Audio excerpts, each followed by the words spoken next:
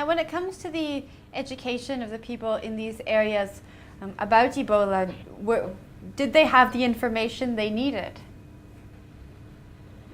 Some. I think originally one of the main reasons why Ebola was spread quite quickly was because of touching bodies at funerals. And so it seemed that people were very much aware that that was now a problem, especially since the outbreak had been there for a while. So they were aware about touching bodies now, and they were also aware that they shouldn't touch too many people or hang around in crowds. But I did get the sense they didn't really have a good understanding of just basic germ theory. So we told them to wash their hands as often as they could, and there was lots of questions about which soap they could use, whether chlorine was possible, or what other things they could do to protect themselves. I got a question about whether if they drank alcohol that would protect themselves, and there was also cases of people drinking chlorine because they thought that would help them get better.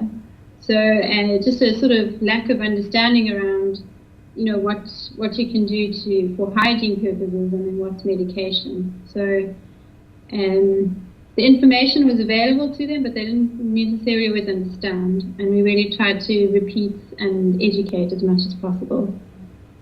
Now, how do you go about changing those ideas and those mindsets? Is it just a case of educating them and making the information available and ensuring that they understand and continuing to do that?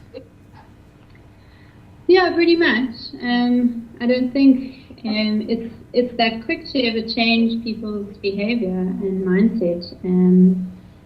And it's been a while since the epidemic has been there, and I think there's general acceptance in the community that Ebola is real, and I think that took a long time. So we have to say that progress has been made, where I was anyway, yeah. So, it's just a matter of repetition and education and being available for questions, because people really do need to clarify and have someone to ask.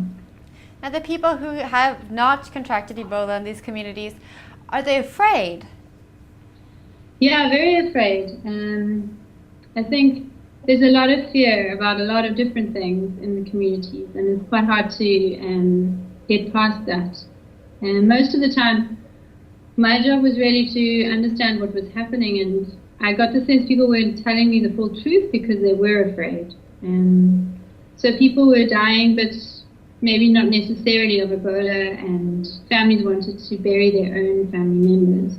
So they'd often, through fear of having their family member taken away, they would conceal that the person was sick or dying, or even dead, or that there'd been a burial in the community, just so they could do it themselves. And I think that's quite an important part of their culture.